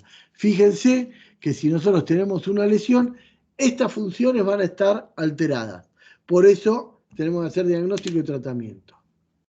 Bueno, un poco de anatomía, la cara anterior, la cara posterior, eso lo pueden leer sin ningún problema. Los músculos, las cuerdas vocales, los músculos intrínsecos y los extrínsecos, y todo lo que es la anatomía de la laringe. Esto, hoy en esta clase tan comprimida, no me quiero detener, lo que quiero es que ustedes después cuando lo lean puedan tener y cualquier cosa me hacen una consulta sin ningún tipo de problema. Lo que es la inervación del nervio recurrente superior y el nervio laringe inferior o recurrente, esto lo estuvimos hablando, cómo está ubicado, qué es lo que inervan y cuáles son las lesiones. La lesión del laringio recurrente da una disfonía sin obstrucción de la vía aérea. Cuando es bilateral, es con obstrucción de la vía aérea, que es lo que yo le dije. Por eso, ahí terminamos en una cirugía, en una traqueostomía. La irrigación, y acá es un poquito más detallada, eso después lo van a ver, y las relaciones por debajo, por delante y por detrás. La glándula tiroides, esto ya lo vimos, la parótida, y esto era la foto que yo le quería mostrar, que esto es una parotidectomía superficial, este es el nervio, si ustedes lo ven, el nervio facial, con sus 3 ramas, ¿bien? Entonces lo ven cómo se distribuye, y este es el tronco. Entonces toda la glándula parótida que estaba por acá arriba, esta de acá abajo, es la profunda. Entonces cuando nosotros tenemos que hacer una resección completa, lo que tenemos que ir a hacer, todas estas ramitas, de manera muy delicada, ahí ven lo finito que son las ramas, hay que separarlas y sacar la glándula. ¿Se entiende? ¿Hola? Sí, profe. Bueno, muy bien. ¿Están para 10 minutos más? Sí, profe, sí. Bueno, perdónenme, pero está todo compactado. Esto lo tendríamos que dar en 2 o 3 clases, pero debido al programa que es tan ajustadito, la realidad, sé que los canso, después lo pueden mirar de manera más detallada y cualquier cosa a través de Teams o todos tienen para anotar mi mail. Sí, sí. C de Cristian, L de Luis, Marteletti con doble L y doble T al final, @hotmail.com. Cualquier duda me cuentan quiénes son, que estuvieron en mi clase y que tienen una duda. Y ahí nos comunicamos y me plantean la duda y yo con todo gusto se las voy a poder, o espero poder respondérselas. Y si no, me pueden encontrar en el Hospital Balestrini o en el Bicentenario. Gracias, profe. Todos lo anotaron, ¿no? Bien. Cuello infeccioso, absceso, flemones, faringio y parafaringio. Esto es patología muy común, totalmente lo contrario a lo que venimos viendo. Esto más que en adultos se da en jóvenes y pediátricos. Colección purulenta delimitada es el absceso, el flemón, inflamación no limitada del tejido conjuntivo. Bien. La anatomía. La faringe es un conducto músculo membranoso vertical continuo de 15 centímetros que se extiende de la base del cráneo al borde inferior de la cesta cervical, ya lo vimos, y se divide en 3 partes, rino, oro e hipofaringe. Y se continúa con el esófago. Hasta ahí, ninguna sorpresa. Sus paredes forman hacia afuera por mucosa, capa conjuntiva y submucosa. Capa muscular y por último la capa conjuntiva, la perifaringe. Las aponeurosis cervicales delimitan los componentes de los espacios célulo-adiposos y viscerales del cuello, desempeñando así un papel importante tanto en la limitación como en la propagación de la infección. A ver, yo les estoy diciendo que es una estructura que comunica de lo que es la base del cuello hacia el esófago, de la base del cráneo hacia el esófago. Y está toda recubierta por tejido célulo-adiposo que está contenida por las aponeurosis. ¿Bien? Entonces, todo proceso inflamatorio me va a generar un absceso. Y si ese absceso progresa, estamos en problemas. Por eso hay un especial tema sobre esto. Entonces, la etiología, la infección faríngea es el estafilopiógenes. Anaerobios polimicrobiana. Generalmente vienen de origen dental, ingestión de cuerpo extraño o traumatismo por procedimientos endoscópicos. Esta es la etiología. Primera causa, infecciosa. Dental, ingestión de cuerpo extraño y traumatismo. ¿Vamos? La clasificación. Absceso intramigdalino. Dentro de la amígdala. Es la amigdalitis. Abren la boca, ven la orofaringe y están las amígdalas. ¿Se ubican? Yo ahora después les voy a mostrar una foto. ¿Bien? Cuando ustedes tienen plaquitas, es intramigdalina. Aumento de tamaño, después vamos a ver. Periamigdalino reviste toda la amígdala. Retrofaringio, pared posterior. Parafaringio, pared lateral. Y ahí se dividen en preestilio y retroestilio. ¿Estamos? O sea que va a estar por delante la apófisis estiloides y por detrás. Y los abscesos del piso de la boca o angina de Ludwig. Esto es lo que tienen que saber. Está la clasificación. Colección purulenta limitada al interior del parénquima. Habitualmente se drena en forma espontánea. Suele darse en niños, tratamiento antibiótico. Bien. Absceso periamigdalino, esto ya lo vimos, entre la amígdala y los músculos constrictores de la faringe. A veces es quirúrgico. Bien. Ahí es donde va a estar clínicamente, no lo van a entender esto, ahora se lo voy a mostrar. El periamigdalino, la causa más frecuente en adolescentes es amigdalitis aguda que se agrava de manera unilateral, odinofagia intensa, difagia, incluso afagia, otalgia refleja, voz faringia, faringeolalia. Mal estado general, trismus y alorrea, halitosis. Amigdalitis pultácea, desplaza hacia abajo y la línea media, bombamiento del pilar anterior, edema de úvula y velo del paladar.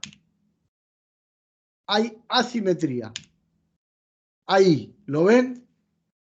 Esta es la asimetría, cae el paladar. Esta es la amigdalina, la intramigdalina, y esta es la periamigdalina. ¿Se ve? Es una fotito. ¿Lo ven ahí? ¿Cómo se ve? Una foto agrandada. Sí, ahí se ve mejor. Bien. Y miren por el espacio que termina respirando el paciente. En esto hay que tratarlo. Acá están las diferentes fotos. Absceso periamigdalino, clínico, trismus. ¿Qué es el trismus? Como que no puede abrir la boca. Tiene como más cerrada. Imposibilidad de apertura vocal. ¿Y por qué se da, Fede?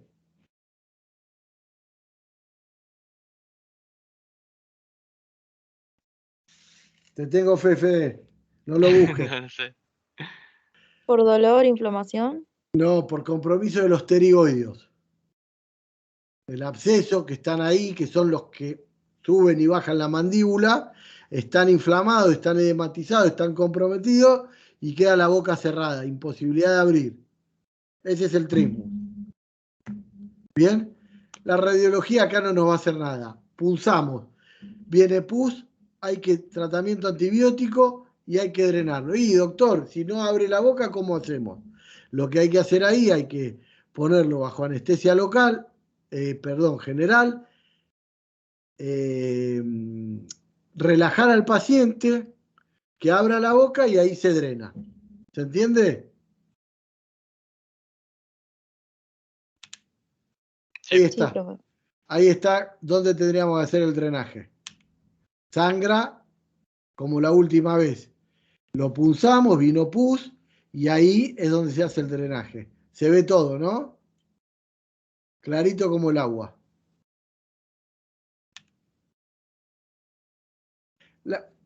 Con el tratamiento la evolución es buena, rápida mejoría, y el 25%, la amigdalectomía es el tratamiento definitivo. Pero no hay que hacerlo en el periodo agudo. ¿Se entiende? Retrofaringio. Músculo constrictor y fascia perifaringia es un espacio peligroso. Danger space. Entre la fascia faringia y la aponeurosis vertebral. Ganglios linfáticos de Gillet del espacio peligroso. Propios de la infancia y desaparecen con la edad. Esto es de tratamiento el retrofaringio especialmente para especialistas.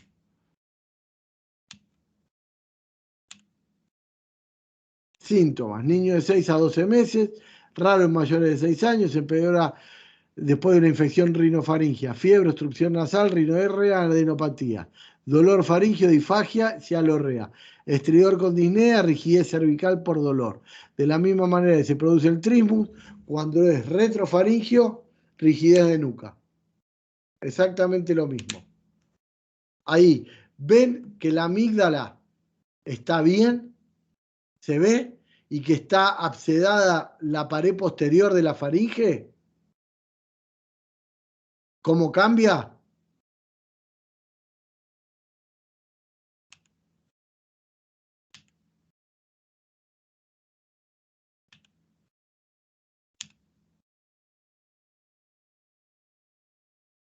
Bien, estas son las plaquitas, ahí se ve en la retrofaringe. Y ahí está la tomografía.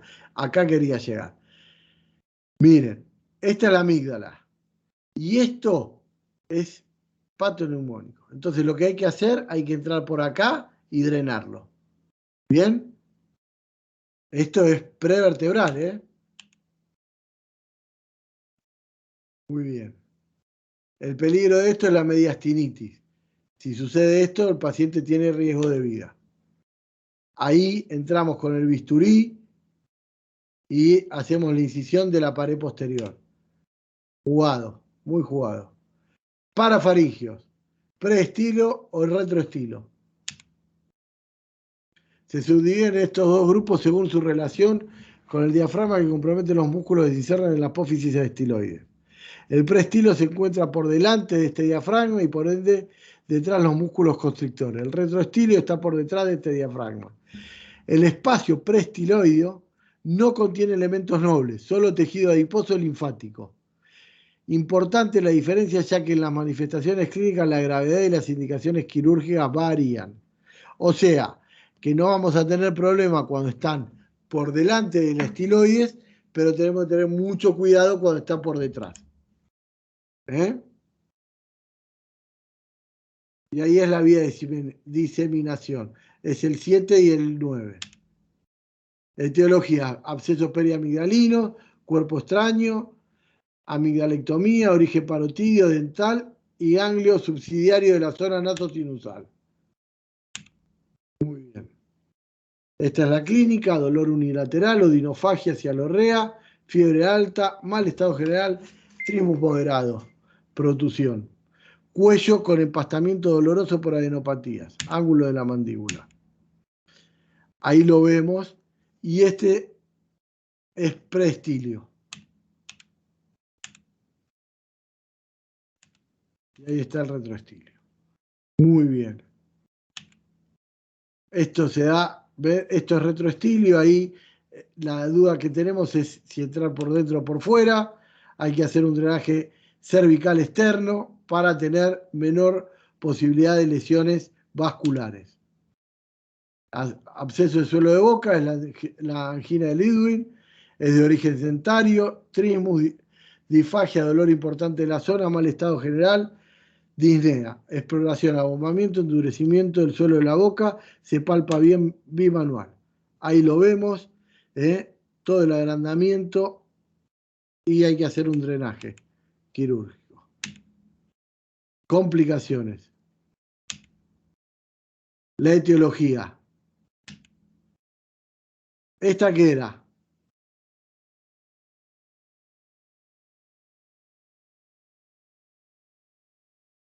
Hola, se durmieron todos. ¿Retrofaringia? ¿Dónde está la amígdala? A mí me gustaría amigdalina esa. Periamigdalina. Esta.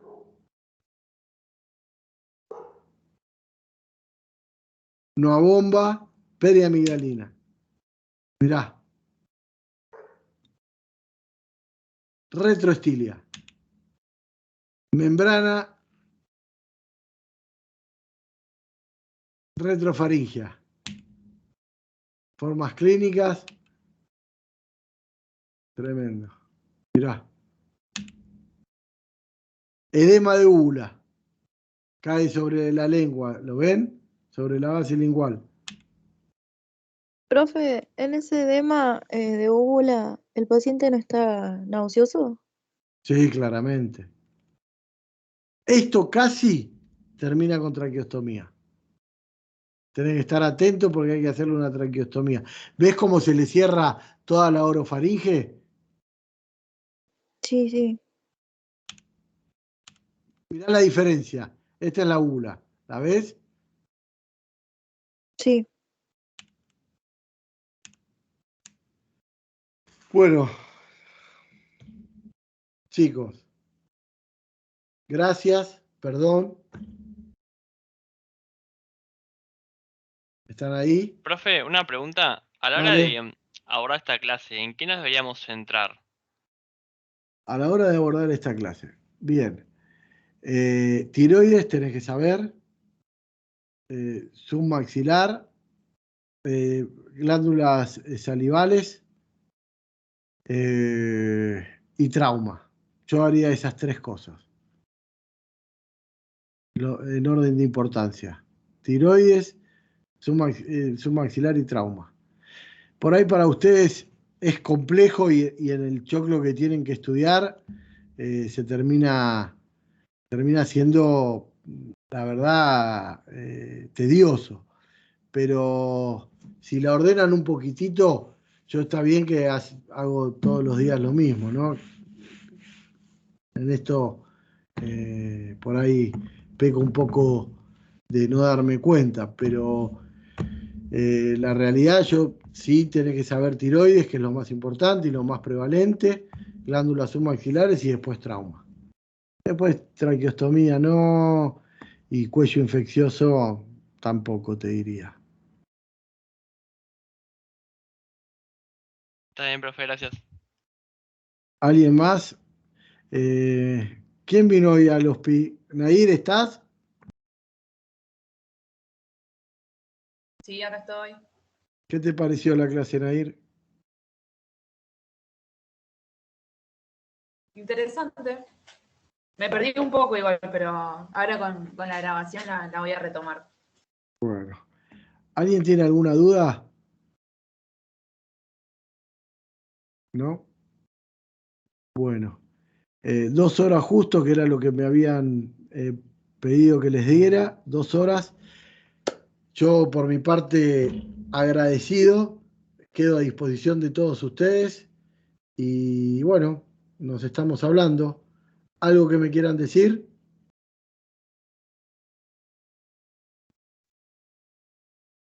No, profe, buena clase, pero venimos del parcial y hay que ir a leer nada más.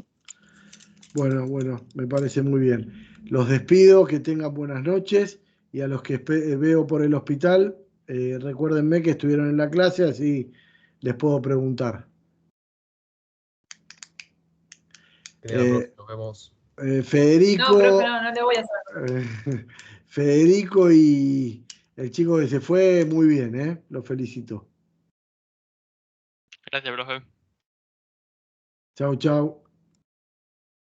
Chao, profe, gracias.